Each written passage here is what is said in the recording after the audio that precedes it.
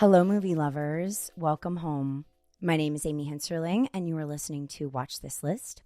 Today is a very special episode with my buddy, Lowe McKee, who has been a little bit absent from Letterboxd, but is going to be coming back just to post this. Actually, Lowe, I don't know if I ever told you, side note, but our episode of My Dinner with Andre was the most watched of my entire,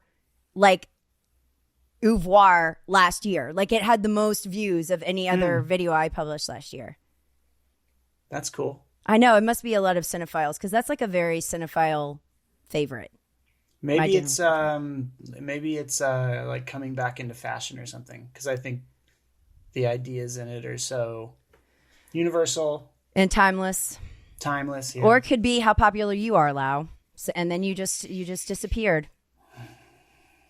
Yeah, I don't know. Maybe. This is really what this is. It's an intervention. So we're actually covering, this is another fun fact. Ever since I started Psychoanalyze this, I think I've done 5 episodes now. This is the first film that I'm doing that I have given 5 stars to.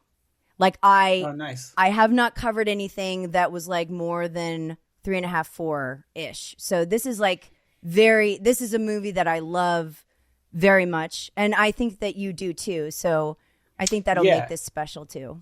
I don't give star ratings, but it is a 5-star movie. It was a 5-star rewatch. I love it more the more I see it, and I think it's probably a good thing that it's a 5-star for you, because it just means I think the easiest movies to talk about are the ones we love. So. I agree. And what do you know how you saw this? Because it's not really one that is very popular. A lot of people have never even heard of it. This is The Chilly Scenes of Winter. Yeah, so we watched Joan Micklin Silver's Chilly Scenes of Winter, and I know exactly why I watched it for the first time. And it's a mutual friend of ours, the Iron Cupcake, or Jetta. Mm-hmm. She loves Joan Micklin Silver films, and she has written about a few pretty eloquently. And I love reading reviews of movies I haven't seen by people who love those films. It's really infectious. And so I was like, oh, I need to watch her work. And so, gosh, the first one I watched was Between the Lines. Have you seen Between the Lines? I have, and I think the first one I watched is Jetta's favorite, Crossing Delancey. I love that. That was my first. I love Crossing Delancey. I think it's such a sweet movie. The Pickle Man. I love Sam the Pickle Man. Yeah. He features in this film as well. Peter Riegert is really great. Yeah, he is. And yeah, there's just I watched sweetness a bunch of to her them. movies. Yeah.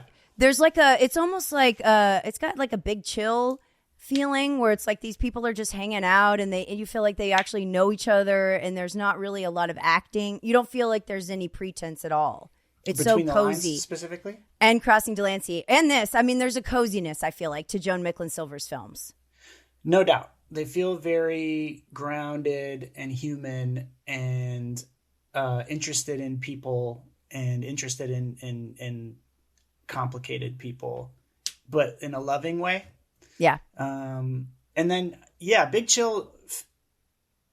Funnily enough, I was watching Chilly Scenes, and one of the first thoughts I had was whoa, John Hurt is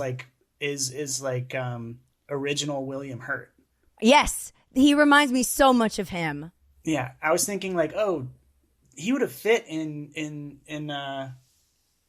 why can't I think of the name of the movie we're talking about? Big Chill? The Big Chill. Yeah. They both have chill in their titles. You're right, yeah.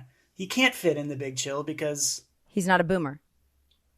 He's close enough, but also the one part he would fit in is perfectly encapsulated by William Hurt. So you can't have both of them in the same movie. Well, and I was going to say, John Hurt, I watched Lau and I both have the Criterion Blue, which is how I got it. I blind bought it last year because I couldn't find it streaming anywhere. Yeah. And then one of the special features on there is interview with the producers, and Griffin Dunn is one of them. And they were saying that John Hurt actually was reluctant to play Charles because it was so close to how he is. And he was like, it almost feels like he's you know, exposing himself, and he was so vulnerable because he could relate so much, and he didn't want people to, he didn't like the idea of playing it that way and then people hating him or, you know, villainizing. Well, you know, that's pretty brave then, because in my opinion, at least, it's a quite unflattering portrait of a man. Mm-hmm. And he is really great in it. Yeah, he is. And it feels, there's a scene where he like walks into the bedroom and he's like, he seems almost manic, and he's like, I'm going to let you do what you want to do, and I'm not going to bother you because I'm going to go out with the guys. And there's almost like a pain behind his eyes while he's saying it, while he's like joking, but it's unsettling to watch. Yeah, I know what you're saying. It ends in a very unsettling way, but it feels very vulnerable. Yes. And it's also playing into something that I feel like is relevant still, like this whole balance of like Joan kind of defined this. Obviously, it's based on a book by Ann Beatty, so it's not original material, but she did define it as like, what does this look like if you like somebody more than they like you? And that scene is that imbalance where it's like, she kind of told him like, you want to be with me way too much. You like me way too much. Can you just like give me some space? And so he comes in and kind of jokingly is like, I'm going to give you so much space that you're going to be like, where's Charles? But there is such a, unrequited element to that, like an unreciprocated thing going on. No doubt. And it's sad. Yeah, it's definitely sad. I mean, it's scenes like that make me like cringe epically. Like, he is so intense. He comes on so strong so quickly in this film that like rewatching it, it's just like red flag city from the very beginning. Like, I'm not saying that she's perfect by any means. They both need a lot of work, but like watching it a second time, I was struck by like the moment that they meet, he is immediately like, you know, the dial is turned up to 100 in terms of his passionate interest. He is coming on so strong, and oh man, it made me like very uncomfortable to watch. See, when I pitched this so I gave Lowe a list of movies that I thought would qualify for Psychoanalyze this particularly, and while I was watching this movie, I kept thinking like, should we psychoanalyze Charles or Laura? Because what the heck is Laura doing in this situation? Okay, like on the one hand, you do have Charles, who is like obsessive and manic. He may even be manic depressive because there are like very low points. He obviously has issues, which we can get into later, with his mother, with his grandfather killing himself, and he lives in his grandmother's home. There's a lot going on, but at the same time, I'm like, Laura is enabling this to continue far beyond. So something is going on with her, obviously, right? He's not like stalking her to where she's like, get out of my life, I'm going to file a restraining order. Yeah. No, I mean, they're a perfect example of that couple that is like the perfect storm of dysfunction, where they almost complement each other's dysfunction and make a cocktail of something really bad. But how is this not? How would you like juxtapose this with like Phantom Thread? I feel that way about Phantom Thread. How is that different? I guess I do too. I mean, in Phantom Thread, like, they realize in order for their relationship to succeed, they have to allow her to poison him so that he's sick and needs her. I don't think the ending of that movie is necessarily a happily ever after ending. I think that it, in some ways, I wasn't sure if it was a dream sequence or not. The way it shows them, like, I think they like walk through the park with a stroller at the end of the movie or something. It just feels like wish fulfillment. That's the same with Eternal Sunshine, though. That's another example where it's like, I feel like the tone of these movies is we're supposed to feel like, oh, this person like found their weird, messed up person. And then these two people, like, thank goodness they found each other because they're so. Whereas I guess with this, it makes you more aware that that's just like wrong to think. Like, that's a romanticization, and actually this is dangerous. Is that what you're more leaning towards? I guess so. I mean, I think in terms of Eternal Sunshine, a major difference is at the end of Eternal Sunshine, and this is something we can talk about when we talk about the alternate ending. Yes. Oh my gosh. Boy. But at the end of Eternal Sunshine, they look at each other and they go, I'm going to get bored and feel stuck. And you're going to want things from me that I can't give you. And you're going to find me annoying, and I'm going to find you clingy. And they're like self-aware about their own issues and their issues together. Mm-hmm. And then they try again. And I kind of found that to be, some people find it to be unsettling, but I find it to be sort of romantic. Like maybe they can find a way through this thing if they're aware of their own flaws and they can work on them. Whereas in this film, I don't think either of them, there's one moment at the end of the film where Charles like knocks on the door and he says, I need an answer from you. And it's the first like moment of just being a grown up, just being a responsible adult, trying to manage like my own feelings and your feelings and instead of just like being controlled by romantic obsession and passion. But still, other than that, I don't see either of them doing work on themselves in this film. They are not they're not the most self-aware characters to me. Like there's moments where they are, I guess, but we can get into it, especially when we talk about that alternate ending, because there seems to be no learning from their mistakes. Not in the one. So the ending that actually we get is, I think, a good one. And Joan Micklin Silver said she wanted it to be where he's just running and it's like he's free, right? Free from his obsession. Free from his obsession. She basically doesn't give him an answer when he asks her that question. She just stands there so no answer is the answer. And then it seems like he's like liberated. In the other one, which is how the book ends, is where Laura shows up at his apartment making dinner, and then it's very like romantic comedy, stupid, like, glad you came back, okay honey, credits roll. Oh my god. I mean, I didn't know that was the original, and that was the ending that was released in theaters for the first version, the Head Over Heels. Head Over Heels was the original title, right? And that's also the ending of the book, which I find really interesting because it just feels so wrong for this story. Mm-hmm. And then there's this moment when should we like explain the movie to people before? I was going to say, I always assume if somebody's watching this, I assume they've already seen it because I always am like very casual about plots. Go ahead, Lowe. You give us a synopsis.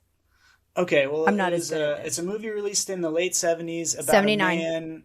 A man who lives in Salt Lake City, which is such an interesting place to place this film. But who he's very depressed, and you learn very quickly that he is depressed because his girlfriend left him and she's gone back to her husband.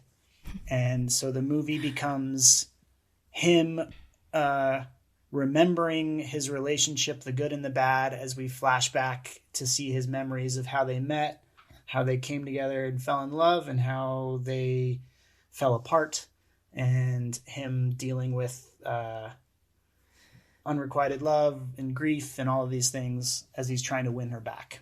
All the while she is literally married. She's married, yeah. Quite married. That was another point that Griffin Dunn said in the interview where he was like, in the 70s, a lot people were anti-heroes, like Taxi Driver, and it was more gritty, and people were more like, oh, I want to see a person behaving badly, and we've kind of come away from that.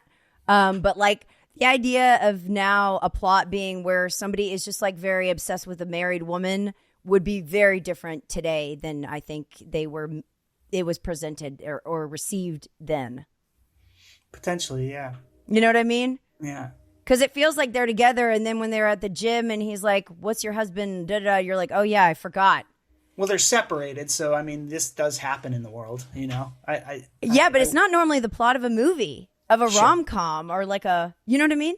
Well, I think because most rom-coms exist in fantasy world, and this movie is firmly placed in... That's true. In exploring what it's really like the messiness of romantic relationships. And I think the relationship in the film is something that happens a lot in the world, and we don't get movies about it because movies are often cliche and repetitive and tell the same story 1,000 times. It might also be that her being married creates a logistical unavailability, whereas like she's unavailable to him anyway, emotionally. But the practical part of that kind of hones in on the fact that she's just not. You know what I mean? He can't have her. Yeah, I don't know if that's why she's unavailable, though, because I think she's also unavailable to her husband. That's what I mean. But the fact that she's also married and additionally to being emotionally unavailable, I think it makes it even worse. It's an added layer. Yeah, exactly. I think so. Yeah. Well, I mean, like you said earlier, like, could we also psychoanalyze Laura? I think it's harder because she's more of an enigma, because we're seeing this movie from his perspective. He's talking directly to the camera the way people talk to themselves. The way, like Woody Allen, but the way like we talk to ourselves in our mind, and we narrativize our own lives, right? He's trying to find an understanding or an answer by looking back over. It was so good here, but it was also so bad here, and he doesn't understand her fully. And we don't understand her because of it, because this movie is not about her, it's about him. And so we can analyze her, but it's a little bit harder to do. From my perspective, she seems like someone who is like quite self-destructive. Mm-hmm. And codependent. She wants to punish herself, in my opinion. Like, she returns to a man she doesn't love because she thinks that's the right thing to do. I kind of think it requires me to psychoanalyze Charles first. I know. We have to do that before we do. Okay, we can do that first, because this is the aim of the series, Lowe. This is why we're doing this. Yeah. So what do we learn about Charles, right? What do we learn to explain his behavior in this movie? Because there's a few moments in this movie where he says a certain line of dialogue or something where you go, whoa, what did you just say? Oh, I know what you're talking about. There's a moment where I had to rewind the movie. The first time I watched it. I know what it is. Like, yeah. I mean, it's really two lines. One is bad and one is really bad. I know the really bad one. Yeah, the first one is when he says, I'm going to beat the shit out of you. Yep. The second one is when he says, I'm going to rape you. Yeah.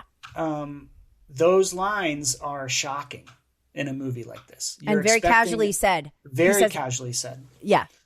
And they come from like a very unexamined person. He doesn't realize he's going to say those things, I think. He has all these issues that he's not dealing with, and when he gets upset or unsettled, that's when you just start vomiting everything. And I think, like, what do we know about Charles? We know that his father died when he was a baby.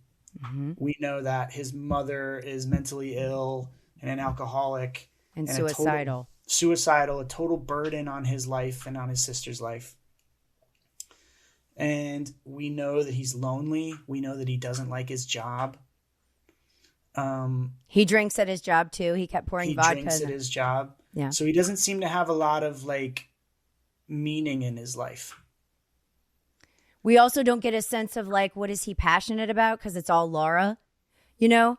Like, he doesn't seem to be passionate about anything but Laura. Exactly. Because like he builds a replica of her house. Another red flag. Good Lord. But it's like, how did he do that? Like, obviously he's a good cook.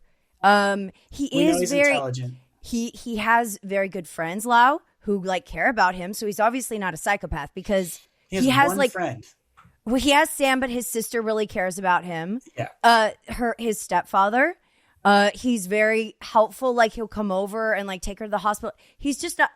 I feel like they're doing this very precarious back and forth between one point to like psycho, and the other point to like inherently good person who's just like really messed up and lost. Well, yeah, I think it's not that he's inherently good or inherently bad. He's just a very complicated, messy human who is clearly at this point in his life like pretty adrift. He's adrift, and he has nothing that is giving his life joy or meaning. And so he meets Laura at his place of work, and he immediately I love that scene though. Don't you think that scene is great? How they are, like the chemistry and everything is like electric in that scene. Oh my God. I mean, you can feel it. I don't think so. Wow. I think that scene is super uncomfortable. Oh my gosh. Okay. He comes on really strongly, really quickly. But she reciprocates. Sort of. She keeps asking him to do things that he refuses to do. She says, go wait in the other room. I know, but I think she likes that, Lowe. That's why I think my psychoanalysis of her is that she is self-destructive, and she knows that he is like a super intense love bomber who like is going to be like, where'd you go today? Where'd you go today? You went to the doctor? He's literally like, if I make you feel terrific, will you marry me within the span of like 5 minutes? Yeah, exactly. That's a red flag for any normal person who's in a relationship. If you meet someone like that and they're like, run on the first date, they're like, only cook this for you and me. Oh yeah, that's another line. Yeah. If I was on a date with someone who said that to me, I would never see them again. That is a lot. That is a lot to put on a person after one date. That is a really intense thing to do. Move in. Remember, he asked her to move in. She's like, I've never even been to your house. So what do we know about him? He believes that he's in love with her immediately. Yes. And I know some people believe in love at first sight, right? I kind of do, but I also don't. I think you really need to take time to get to know someone before you jump into things like that. And I think her sort of responding positively to his really overly intense, standing right behind her when she's at the filing cabinet when they first meet, telling him to leave the room, but he won't.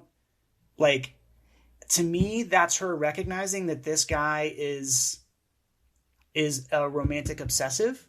Mm-hmm. And it does feel nice to be loved or to be appreciated or to be exalted, the way she says later in the film. But also, I feel like her going into a relationship with that person, knowing that like the candle is going to be burning at both ends, I think she is a self-destructive person, and she enters into a relationship with him like kind of knowing that it's going to explode. But why doesn't she just tell him to get lost, Loud? The whole movie, she never says like, people are complicated and contradictory. Like, don't ever call me again or whatever. And then she okay, even in the part where he's like, please meet me. And she's like, all right, fine. She meets with him and she's like, I'm sick and I'm only here to tell you that because you would have sat here all night. And he's like, yes, I would have. So it's not like there's no, what's the word? He's not even faking it at all. He has no pretense. No. Like, it's not like he pretended to be a certain way and then like the veil was lifted. He was like this from this first second. First second he walked in. So if anything, it's Laura who's pretending. Like, I don't think that Charles is. I think she's no. I don't know if she's pretending. I think she's confused and like dishonest with herself. She's dishonest with herself, and she sends mixed signals. And she sort of wants Charles, but she also doesn't. And I think she's also afraid of him for good reason, because in one scene when they're fighting, he says he's going to beat the shit out of her. A few scenes later, when she breaks up with him, he says, I'm going to rape you. I think that a great quote from a movie I've seen once that is very applicable to life in general is from The Perks of Being a Wallflower, when a character says, we accept the love we think we deserve. And I think she thinks she deserves love from the man who tells her he's going to rape her. I think she like loves the love bombing that he does. Just the constant showering of affection that's way over the top, even though he doesn't really know her. Mm-hmm. Like, think about all the times she says in the film, why do you love me so much? What does he say? He says, because you're beautiful. Or he makes a joke. He says, because you know the Dewey Decimal System. That's why. Yeah. And the reason he says that is because he doesn't actually know this person very well. He's projecting all of his anxieties, his fantasies, what he wants in a partner, his like scared of being lonely onto this person that he doesn't actually know very well. I mean, he claims that he's in love with her and wants her to move in within a week of meeting her. This is Like- literally like the way that you're describing it is so like 500 Days of Summer. Like that's like everything that Joseph Gordon-Levitt does in that movie is like we see Summer through his eyes the whole time. We're not getting an accurate picture of reality. When she dumps him, it's like, whoa, what the heck happened? But it's because he wasn't seeing what he was doing. He was totally obsessed. She was fulfilling this is like Manic Pixie Dream Girl type of thing, right? Where No doubt. like High Fidelity is another one where men just like, it's like, oh, this is it. And so if they feel that way, it's almost like it has to be it. You know, you can't entertain the idea that you could be wrong. Yeah. I mean, if you read Letterboxd reviews, I bet you the most common one word or one sentence Letterboxd review of Chilly Scenes of Winter is like 500 Days of Summer, but in the 70s, you know? And in the winter, not summer. In the winter. Yeah, exactly. Yeah. And I think, I get the comparison. I think because this movie goes to some darker, more complicated places, it's just a significally more interesting film. Of course. Well, and I was going to say before we get to the next whatever we're going to talk about, there's a line where she's in the kitchen and he's like, "Why would you go back to your husband?" And she says something to the effect of what you just said of accepting the love we think we deserve. It was like her husband isn't great, but something like she feels more comfortable if she's treated badly. Like she feels more comfortable in that, like, I'm not that great, and so I need someone to treat me like how I see myself. And that's what her husband does. Yeah. Even though he's neglectful or whatever. We don't really know what's wrong with that guy. So yeah, I mean, I think if we can pin why she does what she does to anything, it's that she has and he says this in the movie, that she has a low opinion of herself. And I think that's one of the few sort of clear statements of where he sees things really clear-eyed about her. Is that's true. And I think that has to do with why she was with her husband and also why she's with Charles. I think Charles is deeply, deeply, deeply lonely and wants to be in love so badly that he tries to fit a square peg into a round hole with Laura. He like convinces himself that also that like love will fix him. He thinks love will fix him because he's depressed in every other aspect of his life. See, that's how I see Joel in Eternal Sunshine. Like similar. He's so depressed, and then Clementine comes in, but again, it's the same thing. We see Clementine through his. I mean, I don't feel like I know Clementine at all because I feel like it's all on the side of Joel. Well, every time for 80% of Eternal Sunshine, the Clementine we see is a figment of Joel's imagination. Yeah. Which is one of the few ways I think you can make the argument that Clementine isn't a manic pixie dream girl, because that's not even a real person. That is who Joel wants to see or who Joel remembers. Okay. And so I do love that movie. And sometimes I get too. a little bit frustrated with people who say she's a manic pixie dream girl. I actually think it's somewhat true, but I also think the majority of the time we see Clementine, we're not even seeing Clementine. We're seeing his memory of Clementine. Yes, and that's 500 Days of Summer also. Yeah. It's completely skewed, but I wonder if maybe the thing that's in common is not necessarily the women, but the men.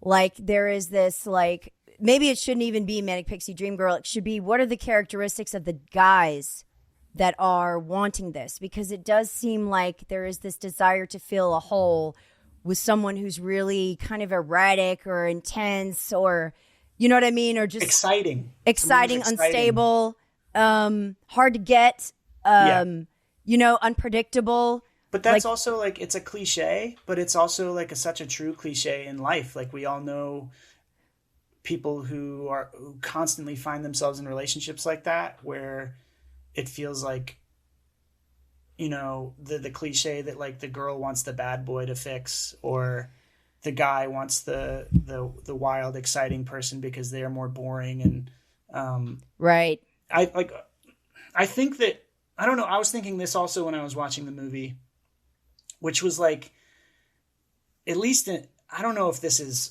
a factor, this is just my perspective, but I think it's so interesting that like so many times in life, people you meet who, like maybe a coworker or a friend or a family member that you love, like when you think of them, they are like well-rounded, even-keeled, responsible, cool, chill, funny, just like good vibes, good dude, good chick, whoever.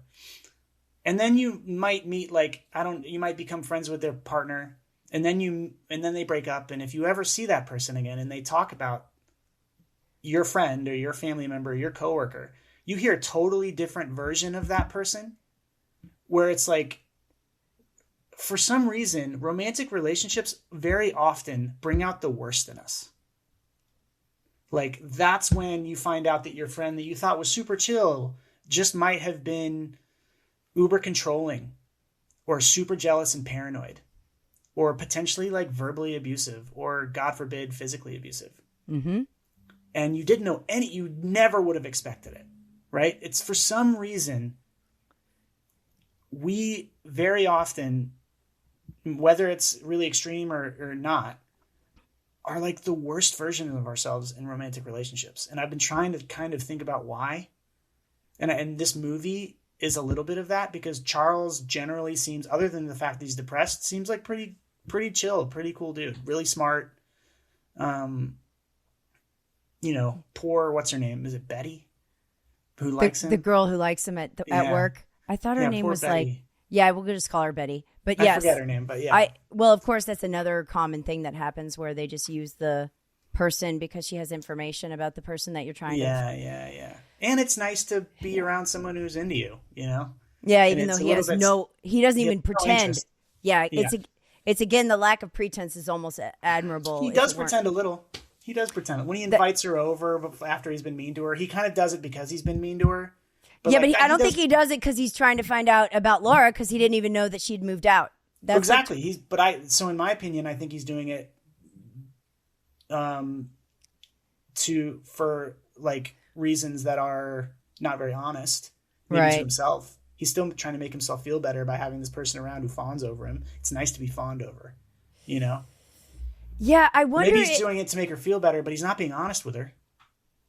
I think maybe the thing about Charles that I don't know if it's that he's just so relatable in a certain, like, he's so wounded, but he's so raw about it, that there's a kind of, I do feel like, oh, I wish I could take care of him. I wish I could help him. There's this protective thing where it's like, you're just hurting yourself, but like, I don't know that he's like intentionally trying to harm ever. It's just that he has no, like, maybe it comes back to what you said at the very beginning. Their lack of self-awareness is like acute.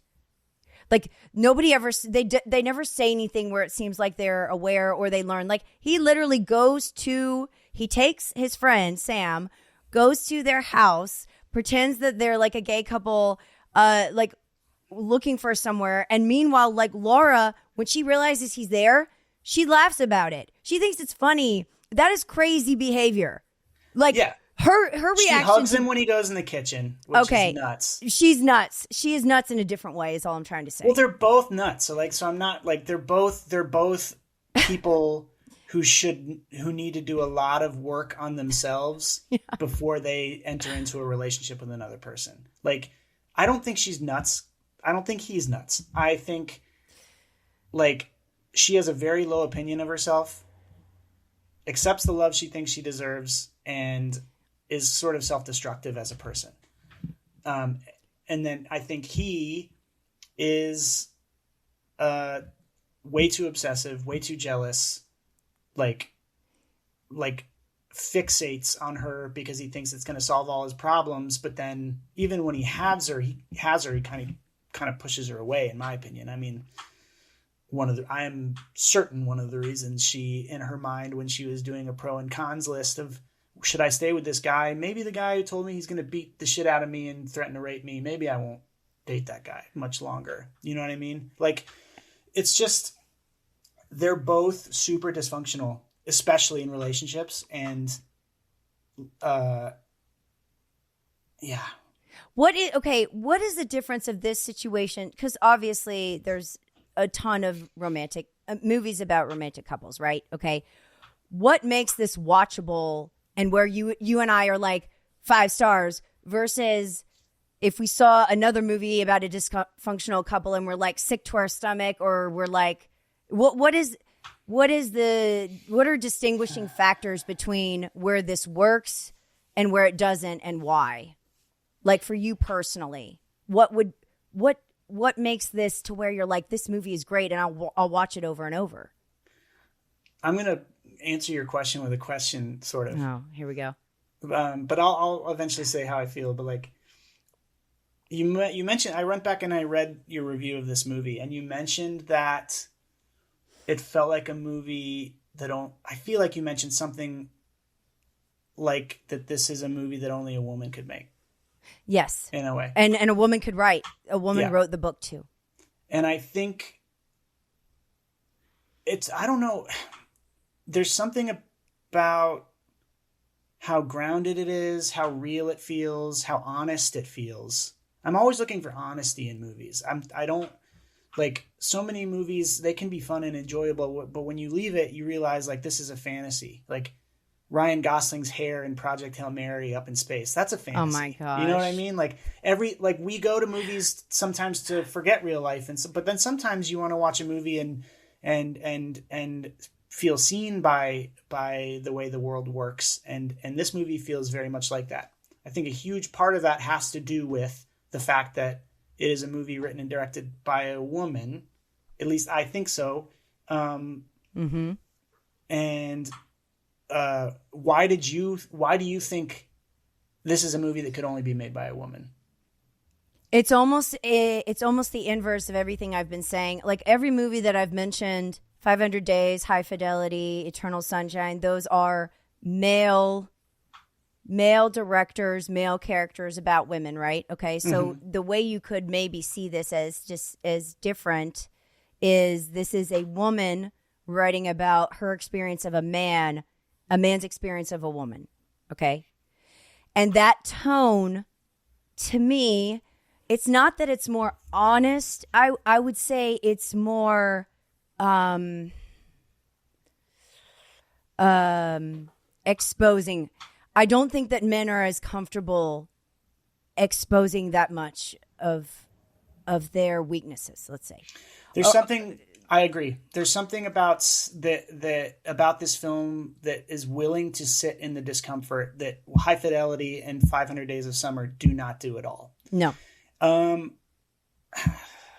going to try and like, this might be sort of long-winded, but like there's this YouTuber essayist, this black leftist named FD Signifier. Sometimes I watch videos that he makes and I really like him. And he was talking about how like even among left-wing or people who are potentially socialist, if you're white, sometimes you still sort of like you have blind spots as an American because you live in a world built for you. We live in a white supremacist society. I think that like because I've been raised in a world that's basically been built for me, I have blind spots to things, even though I consider myself a progressive, things that I miss, things that I don't think about. And, for example, a small example being like Band-Aids are the color of white skin. They don't make them for brown-skinned people as much, at least not historically. These are little things that other brown-skinned people in America that I've never even thought about. Mm-hmm. So I think like the same idea can be applied to a society that has been historically male-dominated and is patriarchal. So most movies about men made by men might have some blind spots about the ripple effect of their behavior on people around them.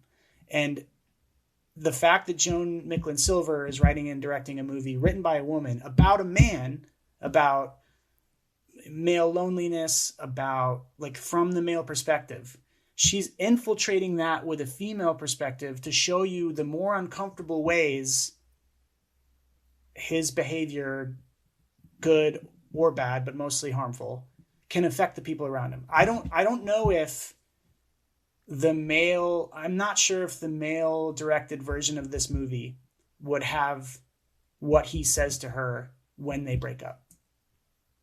Yes. And I think that Joan Micklin Silver, like the author of the book, like most women, have dated men who've done really uncomfortable things before. Another thing is, like, a few years ago, this is another story. A few years ago, when I first started dating Erin, when I was living in Brooklyn, and I was still making a lot of short films, I came up with an idea for a short film that I thought was going to be really fun. And it was like a dinner party with men and women sitting around a table, and they're going around and they're talking about their worst date ever. Okay. And I thought it was going to be, and each person telling the story, you jump into their mind and you'd see the date. And then it would go to the next person, and it would be like this kind of hangout Eric Romer like style thing. And I was just going to be a comedy, like, comedy of errors, silly things that happen on dates. And I told that to my partner, and she was like, only a man would come up with that idea, because the worst date ever for most women is usually one that involves some form of fear or violence or sexual assault, at the very least sexual harassment. Whereas I was thinking, like, oh, it'd be funny if I did a stupid thing and I made myself an embarrassment, I wasn't even, I had a blind spot.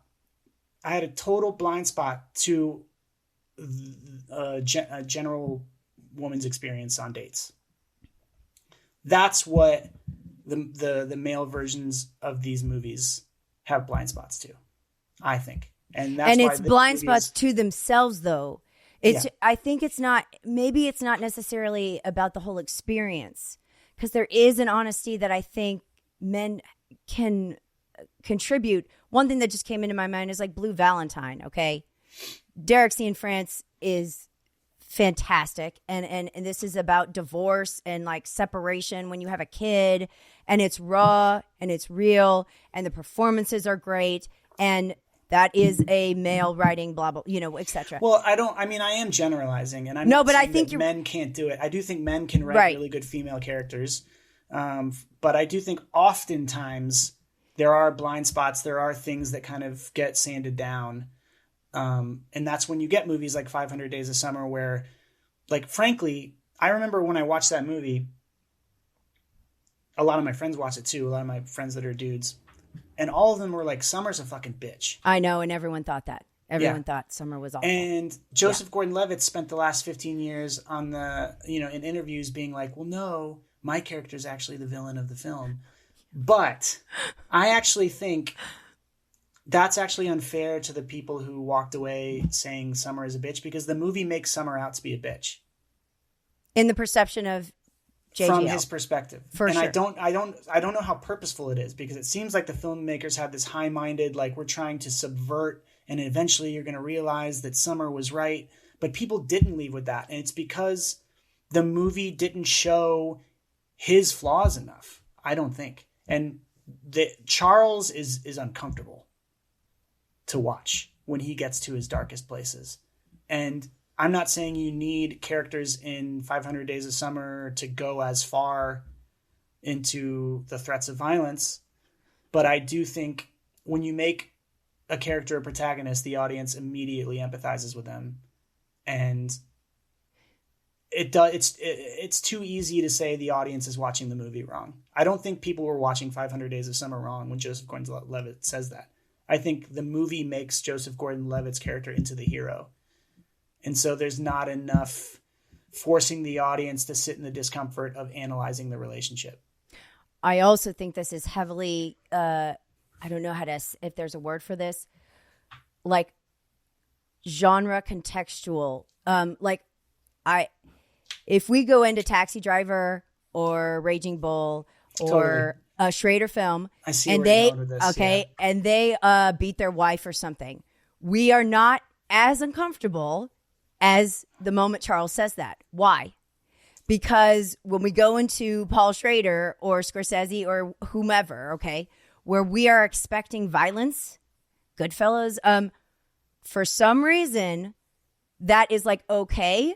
And we don't like harshly judge the characters in the same way as if it's in the context of a rom-com or a realistic movie, we're way less forgiving than if it were Mean Streets, where there literally is like domestic violence, and we do not have. I don't think I have that same criticism as I would for this, even if the circumstance is the same. Well, I think it's that we're more okay harshly judging the characters. Like, I'm okay with not, like, I forget the boxer's name in Raging Bull. Ray LaMotta. Like, I don't think Ray LaMotta is a hero. I leave that movie being like, we just followed a very, very violent, dark person who we empathize with. But, like, we know when we go into a Scorsese movie that he's going to be exploring the darkest aspects of the human condition. We know that. That's something he's always done. And so we're prepared for it. And he goes to the extremes. He's making movies with lots of murder, lots of violence. Yeah. And we know that when we go in. We don't expect it in the supposed romantic comedy or just the relationship drama that Joan Micklin Silver is making. And it's more interesting because it's more, what his character is doing is more common. It's more normal to, like, say something sort of scary and vicious in the middle of a fight with your partner than murder people, or like at the end of Taxi Driver, right? Yeah. And so, like, it feels more, there's a little more distance between the audience and Ray LaMotta and the audience and Travis Bickle. We do kind of criticize them as we watch, but it's like, it feels like the director is giving us the okay to do that. Whereas when you watch Joan Micklin Silver's movie, you relate to Charles. He feels more like you, or you relate to Laura, maybe not because she's always on the outside, but they're just more normal people. They're more everyday. Or is it that we just don't want to feel kindred to someone who could do something like that, because that could mean that we could. Maybe it's also just a I think that's part of why it's so uncomfortable. Exactly, because, like, I just rewatched Heat last night, okay, and everything that happens in Heat is intense, and it's masculine, and, like, the Wayne guy is crazy and murders people, and, like, the girl is found in the trash can, and then, like, Pacino is, like, taking the TV and yelling at Ralph, and there's all this, like, intent. But I'm not like, oh my gosh, what a jerk. I'm literally somehow removed, and maybe it's because it's Michael Mann giving us permission at the very beginning, but I don't have any kind of judgments like I would for something like this. So I wonder if it's genre, like for a crime thriller, are we more like Collateral? I like Vincent. I like the assassin in the backseat, and I'm not thinking of him in these ways. So I don't know. I just think that's an interesting idea that, like, if we see someone that reminds us too much of us and they behave abominably, there's a protective thing about us that's like, well, whoa, I don't want to think that I'm capable of that. Yeah. No, I think that's what makes it a 5-star movie. I think it's a pretty brilliant, a subtly brilliant little piece of cinema art, because it's about us. It's all about us and what we're capable of. And I don't know, like again, I left the movie thinking about why is it that, like, the worst version of myself can often come out in relationships? Why do we hurt the people closest to us? Why do I get in a fight with my partner and say a thing that I never thought I would say? Do you think it's because of safety? Like, do you think it's actually the result of a positive? Like, these are the people that aren't going to leave us. Probably these are the people that will love us despite. I don't know. There's a positive flip to this where it's like getting angry is also being extremely vulnerable. Yeah. And we can't be that way with a people friend or a casual who could reject it. Yeah. There's a certain trust, a certain safety. I'm not talking like let's take out the guy who's abusive in that way. Let's just take regular people where you're just expressing your true feelings. To me, that's a sign of a good situation. But then if you talk about, like, Who's Afraid of Virginia Woolf, where people are screaming at each other and they're throwing things and stuff, now we're getting into, okay, something went awry. But I don't know, there's a baseline that's... I'm not even just talking about yelling in fights. I'm talking about, like, when someone gets really paranoid about their partner and they think they're cheating on them all the time. Oh, and they're, like checking their phone and, like, is that what you mean? I mean, like, just any general sort of, like, the worst impulses we have as people, we don't they don't get activated in most aspects of our life. But when we're dating someone, it's all of a sudden it's like, why did you go to the gynecologist? Are you sure it was the gynecologist? Did you go to the gynecologist? How come you didn't let me take you? You know, like the way Charles is in that scene, that's not a healthy way of being. He's not being healthy with her. And maybe part of it is earned because she is she's not fully honest with him.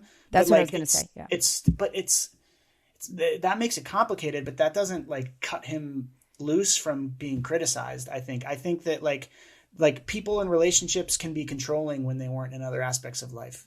You know, they can be like verbally abusive or something where they're constantly insulting the person. It might not be physical abuse, but it might come out when they get mad, you know, like things that like they say. It is good to be safe with your partner and be able to argue with them and stuff, but sometimes it just gets taken too far, and a version of you that you don't like starts to come out more. Version of you, and I think that's relatively common. I've experienced it, like, and I think one of the reasons is that we project way too much on romantic relationships.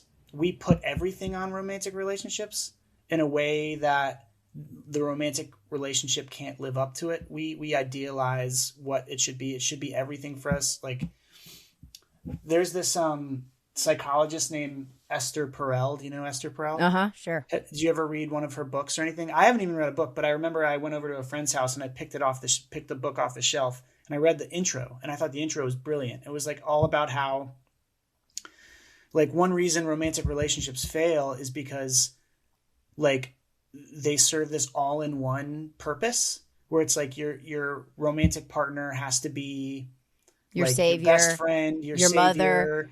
Yeah, they have to be safe, but they also have to be like exciting and dangerous. They have to be contradictory things. Like whereas like maybe it's okay that like people in your partner's life serve purposes that you don't. And I think we're taught in media, we're taught by when we're kids looking at like older people, like grown-ups who are in relationships. We're taught by romantic movies. We're taught by stories we read. A pretty unrealistic version of relationships. So like giving us expectations that make things unsustainable. And I think potentially Charles is projecting all of this stuff onto Laura because he's lonely, he's depressed, and maybe if he meets the right person, she can fix all of his problems and she can solve this all-in-one sort of thing.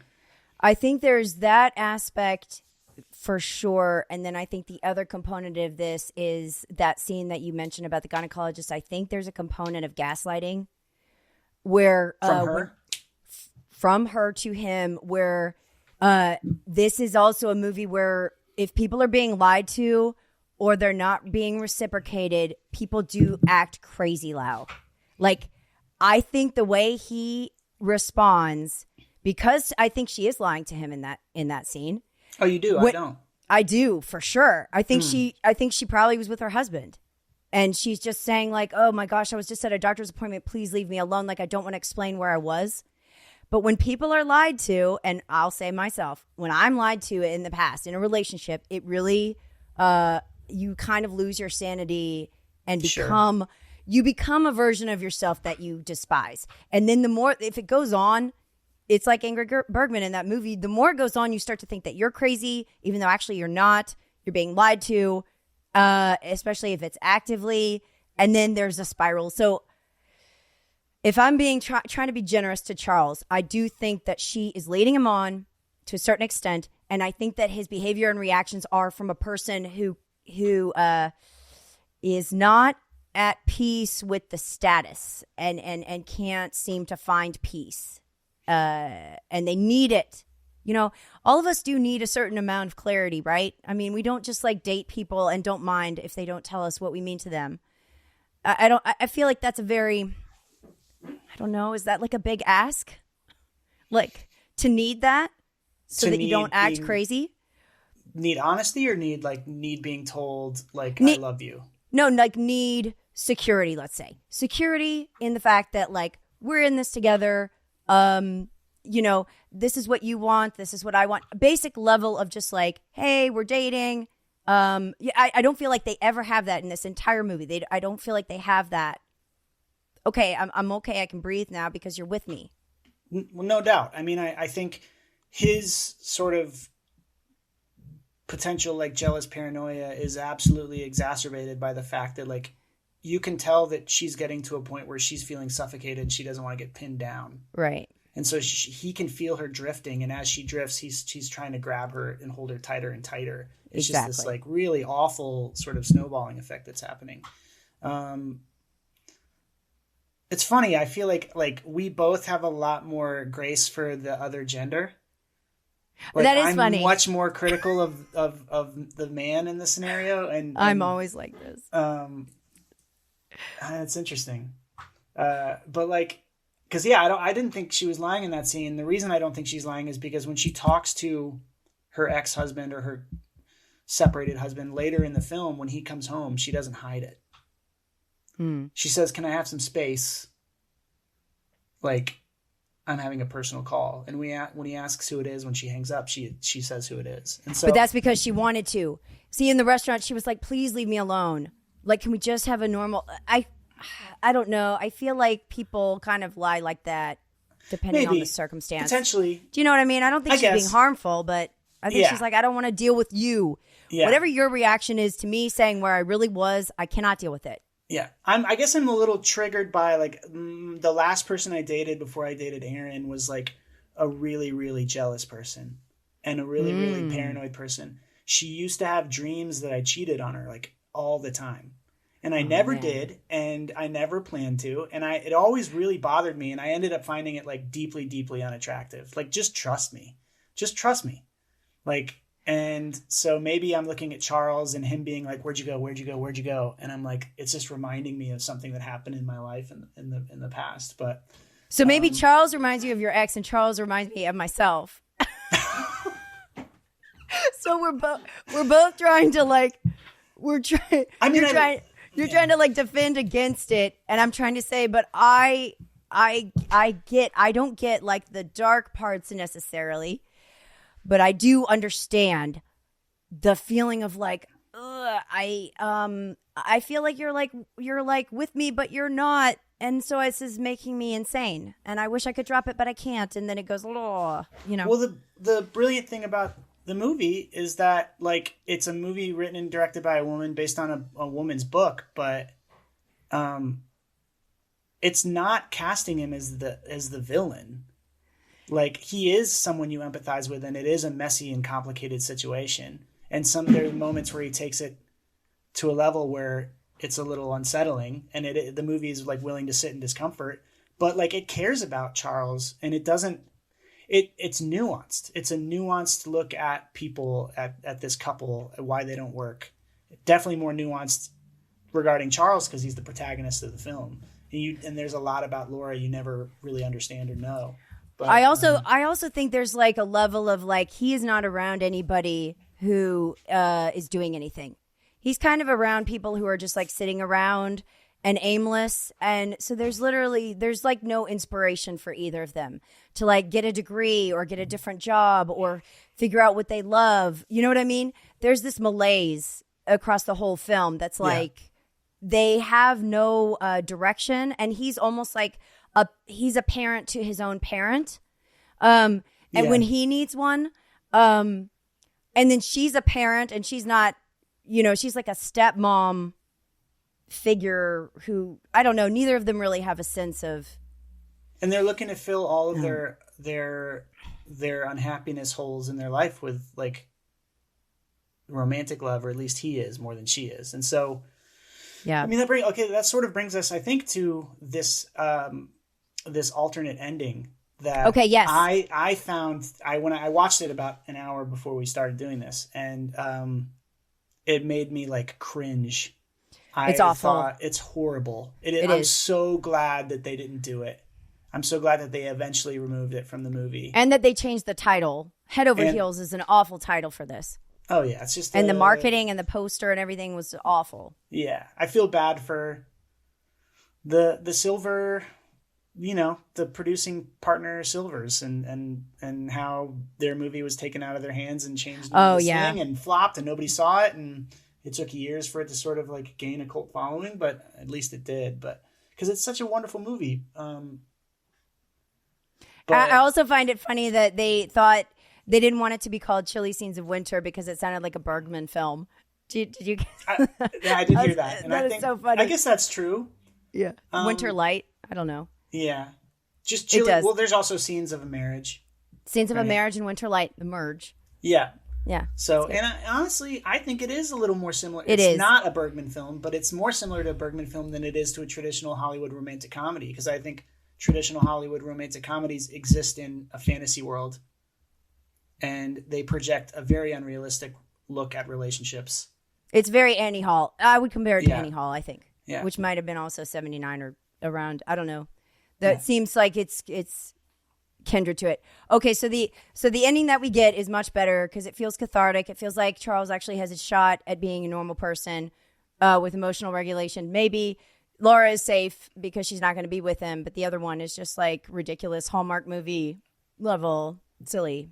Yeah, well, it's interesting because I had a few thoughts. One was the ending feels like the dream sequence when they meet at the beginning. It almost feels like it's so wish fulfillment when she's cooking the same dessert that they've had in the past. Mm-hmm. At the end, I was like, gosh, maybe it could work if you realize that this is just a dream at the end because it feels so unrealistic. Mm-hmm. But then also, this does happen in life. Couples that aren't supposed to be together, they just keep trying again, and then your friends are like, you're dating her again, man, or you're dating him again. It's like Elizabeth Taylor and Richard Burton. She was like, if he hadn't died, I would have married him for a fourth time. Yeah. I mean, I don't know. And so, and to me, like the key moment that just made me just shake my head was, she's sitting on his lap and she looks at him and she goes, Charles, do you think we're going to make it this time? And he goes, yeah, I do. What about you? And she goes, yeah, I do. And I was like, okay. Why do you think that?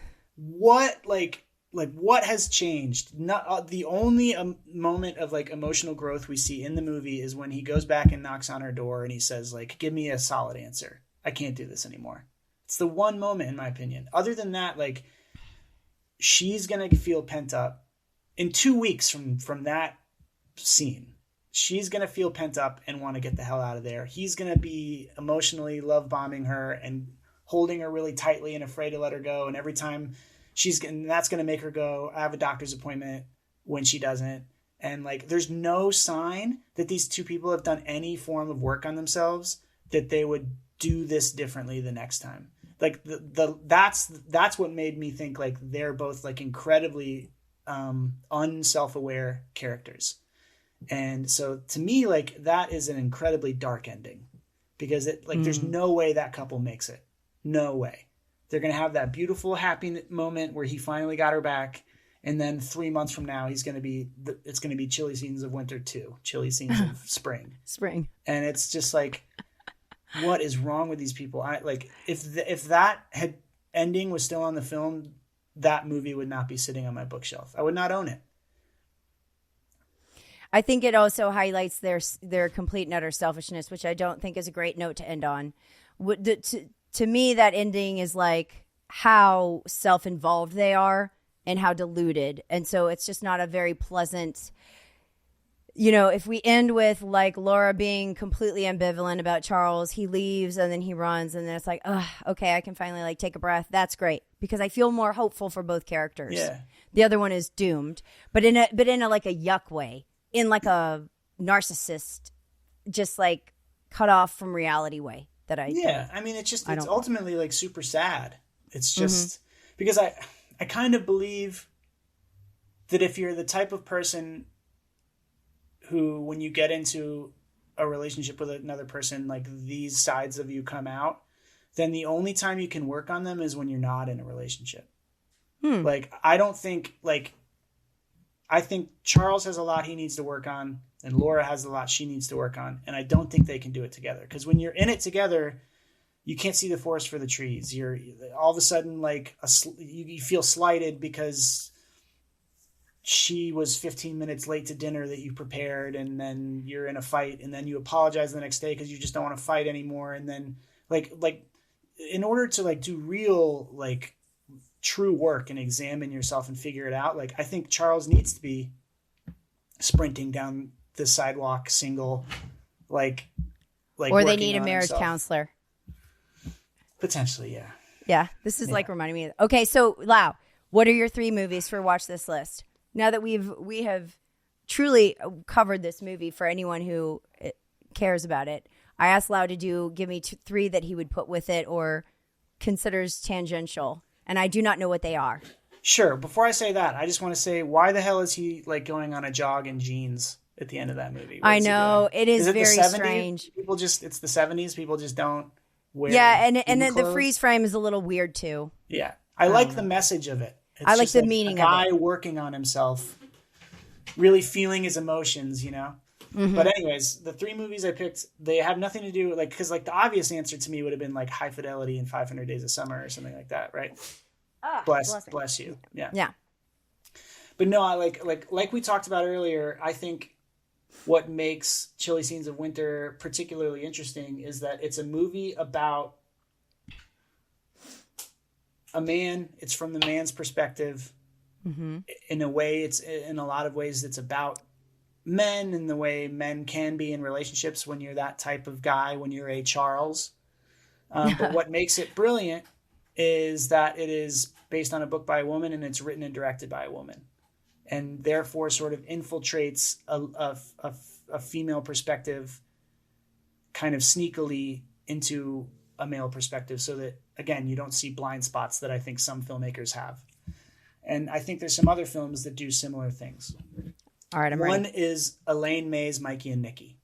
Oh, my favorite movies ever made. There's a scene at the end of that movie, or near the end, where they go to Nikki's, Mikey and Nikki go to Nikki's mistress's apartment. And I don't know if that scene would be in the movie if it was directed by a man. It just feels very much that is Elaine May being like, look at the harm these guys can, cause in a way that's really uncomfortable. Again, like I think these movies like make you sit in the uncomfortable in a way that is ultimately like, hopefully like something where you can potentially analyze yourself when you leave the theater. So there's that. Mm-hmm. There's another movie that came out last year. I don't know if you know, but I'm a massive Kelly Reichardt fan, and she made a movie called The Mastermind with Josh O'Connor. And similar to Chilly Scenes, I think it's really, really smart to cast someone as charismatic and cool and good looking as Josh O'Connor. He's like America's or indie nerd's heartthrob at the moment, in a role where he is a very complicated and, the more you learn about him, quite selfish person. Mm-hmm. And I think she's saying something about white male privilege in that movie that's really interesting. That, again, male filmmakers do this, I'm sure, all the time, but I think coming from a female perspective is interesting. And then the third one would be Claire Denis' Beau Travail. I had a feeling you were going to bring... I didn't know which movie you were going to say by her, but I had a feeling that you were going to go the female director route, and then that would have been... That makes sense. Yeah, just examining what is the ultimate sort of male, macho, alpha male... Masculinity, masculine sort of institution, which is military, and through like the lens of like a colonial power, imperialist power, and then ultimately showing how sort of absurd and meaningless it all is, like what they're doing out there, and like their little petty grievances with each other, and so all of those movies I think have an interesting perspective on masculinity from a female filmmaker.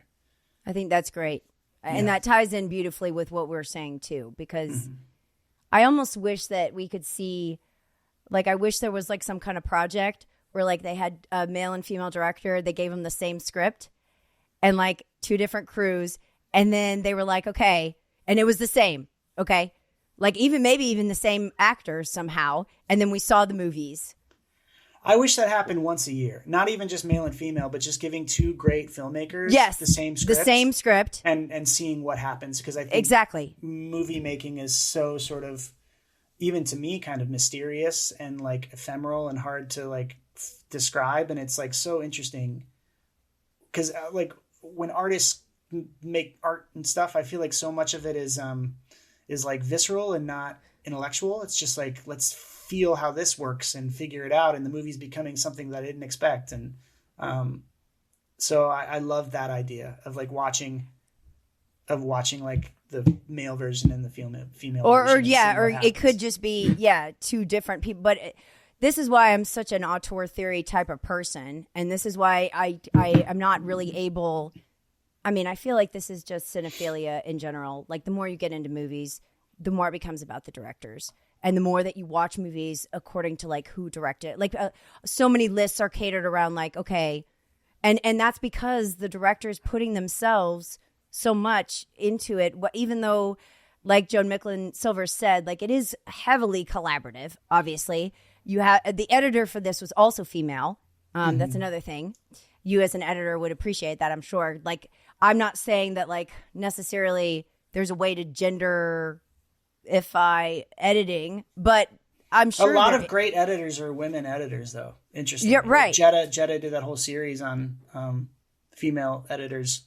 Well, she was talking about that with The Lighthouse, how it was a female. So a lot of The Lighthouse is through a female, I don't know, scrapbooking that what Eggers did together. So there's that interesting lens of that fact behind everything.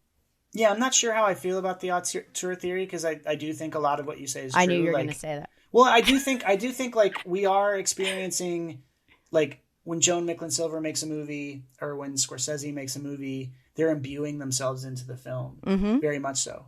But then I think sometimes it can get taken too far because it is a super collaborative art form. It's just this sort of beautiful mixture of both, where it is a collaboration, and a lot of what Scorsese is doing is he's discovering things because he's working with other people who are giving him good ideas, but then he still brings himself to it. And so like it's just I think you're not wrong, but I do think you're like, right.